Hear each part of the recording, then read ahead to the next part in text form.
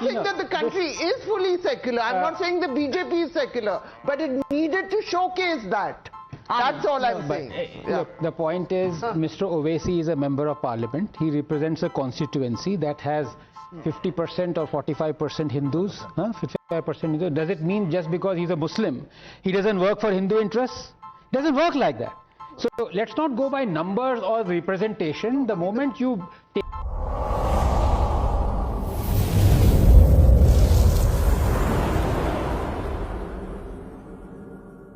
Modi has always stood for that war is not a solution, and this is not the era for wars.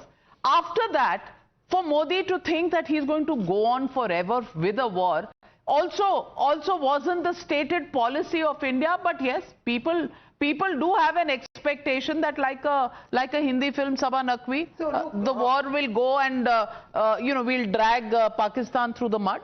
Navika, wars always in democracies, politicians, if they are confronted with a war, it does have a rallying around. But to imagine that alone, if you look at Atal Bihari Vajpayee of Kargil, you look at the comparison between 98 and 99. 1 seat, I think, more. Yes.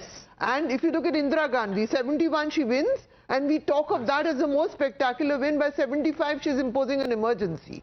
So war is not, war can go, which war has solved what problem? I mean, I'm an anti-war person, but whatever. So I think the mistake is, Pakistan, the Asif Munir is a general who runs the show there, apparently more than the civilian government.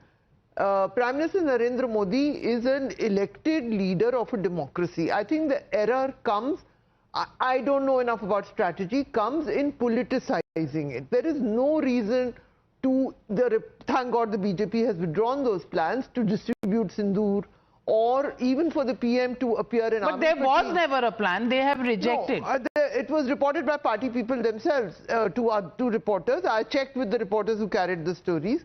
Okay. But however, it was withdrawn. It was a test and it was withdrawn. But the PM himself was projected wearing fatigue, not required. His strength is that he is an elected leader. That is the point I want to make. Anand Ranganathan, you want to respond before I get to the next set of questions? Good evening, Navika, and good evening to my fellow panelists. It's amazing to see. It's hard to believe that 11 years have flown past. You look just the same. Younger, I thought. I meant that as a compliment. But on the other hand, look at Shishant Sareen. No, but look, a couple of things out here. What are we looking at? As the survey rightly points out, 11 years is an incredibly long time. When they say a week is a long time in politics, 11 years, there have been spectacular achievements, spectacular failures as well of the Modi government. But if you're talking only of achievements, we are mostly now talking of Operation Sindoor. So it would not be wrong for me to say that Operation Sindoor in many aspects has spiked the assessment of the last 11 years, justifiably so. Recency effect also. Absolutely. And one of the reasons that I have put across is that it is Modi's greatest achievement.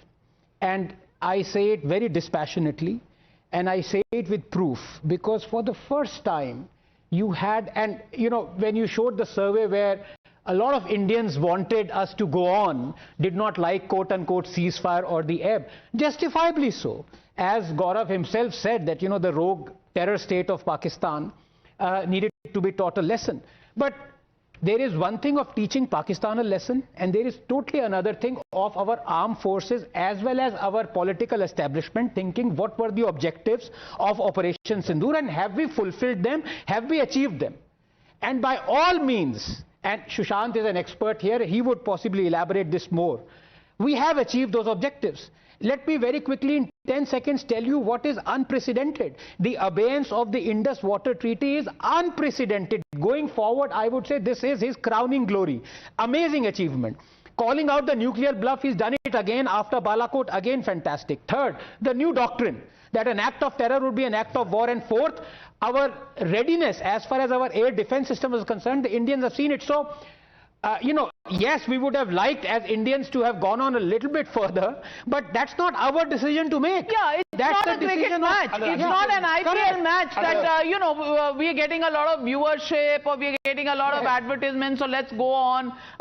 This is serious. Wars are serious business, and you only do as much as you need to do, because going on with the war has impact on the economy, and that clearly the pragmatic manner in which decisions were taken are appreciated by a large part of the Indian people.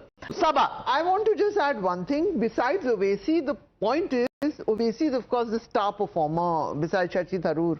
But the interesting part about Operation Sindhu is also that when it came to a time of conflict, the Bharatiya Janata Party regime in Delhi chose to position Indian Muslims when ideologically it does not appear that the party has any representation of Indian Muslims. They chose Muslim MPs from all parties to go. They were making a point that India is a secular state. That is what they wanted to showcase in the world. But what is what is objectionable about that? I mean, if BJP is adopting the strategy or the government is not, what is the problem? It's objection. It's nobody is saying it's objectionable. This is I'm saying it's noteworthy. It is noteworthy. I appreciate. But I'm not. Are you saying only because there were people who were Muslims in the delegation that the country is secular? Anand Ranganathan. No, I'm not saying that the country is fully secular. I'm not saying the BJP is secular, but it needed to showcase that. That's all I'm saying. Look, the point is, Mr. Owaisi is a member of parliament. He represents a constituency that has 50% or 45% Hindus, 55% Hindus. Does it mean just because he's a Muslim, he doesn't work for Hindu interests? It doesn't work like that.